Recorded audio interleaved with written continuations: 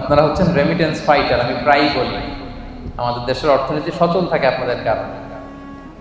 So এই জন্য আপনারা বুকটাকে বড় করে চলবেন, ভয় পাবেন না কোথাও। বুঝতে পারছেন তো? You are the true hero, the real hero of Bangladesh. আপনারাই বাংলাদেশের প্রকৃত হিরো। আপনারা অনেক কষ্ট করেন, শ্রমজীবী মানুষ, আপনারা কাজ করে খান। যারা কাজ করে খায় তাদেরকে বিষ্ণুনবী বড্ড পছন্দ করে। যারা নিজেদের ঘাম ঝরিয়ে খায় তাদেরকে রাসূল সাল্লাল্লাহু আলাইহি ওয়াসাল্লাম বড্ড পছন্দ করতেন।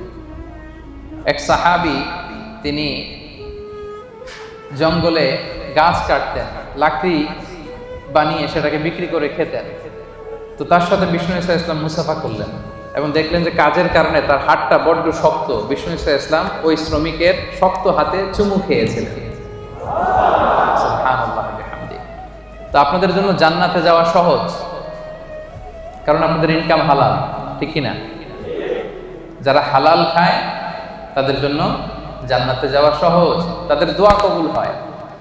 হারাম ইনকাম যদি কারো হয় এবং হারাম খেয়ে যে বর্ধিষ্ণু দেহ তৈরি হয়, এই দেহ কখনো আল্লাহর জান্নাতে প্রবেশ করবে না। আপনারা মুস্তাজাবুদ দাওয়া, আপনারা দোয়া করলেই কবুল। তো আমার কাছে দোয়া চেয়ে লাভ নেই, আজকে আমি আপনাদের কাছে দোয়া চাবো, আপনারা দোয়া করবেন। আপনারা দোয়া করলেই দোয়া কবুল।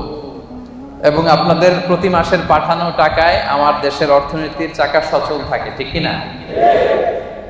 আপনারা হচ্ছেন রেমিটেন্স ফাইটার। আমি প্রায়ই বলি আমাদের দেশের অর্থনীতি সচল থাকে আপনাদের কারণে। সো এই জন্য আপনারা বুকটাকে বড় করে চলবেন, ভয় পাবেন না কোথাও। বুঝতে পারছেন তো? You are the true hero, the real hero of Bangladesh. আপনারাই বাংলাদেশের প্রকৃত হিরো। সো যারা শ্রমজীবী তারা আল্লাহ তাআলার কাছে অত্যন্ত বেশি প্রিয়। বিষ্ণু সাল্লাল্লাহু আলাইহি ওয়াসাল্লামের কাছেও তারা ছিল অত্যন্ত বেশি প্রিয়। এবং নিজ হাতে উপার্জিত অর্থ দিয়ে যার রিজিকের সংস্থান হয়, এর চেয়ে শ্রেষ্ঠ রিজিক আর হতে পারে না। এজন্য আমরা যেন বেশি বেশি আল্লাহ তাআলার দরবারে শুকরিয়া করি। আপনি যদি বাংলাদেশের দিকে খেয়াল করেন, দেখবেন যে চাকরির বাজার খুব মন্দা, তাই না?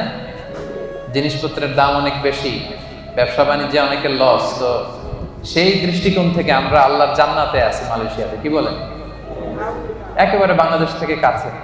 ঢাকা থেকে চট্টগ্রাম আসতে যত সময় লাগে, ঢাকা থেকে কেএল আসতে তার চেয়ে কম সময় লাগে, কি বলেন?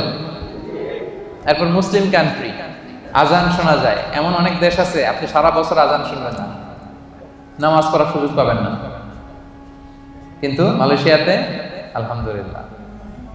তো এটা অনেক বড় রহমত। এখানে বাংলাদেশি আমার যে ভাইয়েরা ক্লিনিং এর কাজও করে, তার পক্ষ থেকে 20 থেকে 25 হাজার টাকা প্রতি মাসে বাংলাদেশে ঢুকে। আলহামদুলিল্লাহ। সো আল্লাহ আমাদেরকে ভালো রেখেছেন। যে অবস্থাতেই আমরা থাকি না কেন, আমরা শুকর করব একজনের, তিনি কে? আজকে আপনাদের ছুটির দিন। এই ছুটির দিনে অনেক ব্যস্ততা থাকে, অনেক কাজকর্ম থাকে, সবকিছুকে পেছনে ফেলে আল কোরআন আল কারীমের দুর্বার আকর্ষণে কোরআন থেকে তাফসীর শুনবার জন্য আপনারা এসেছেন।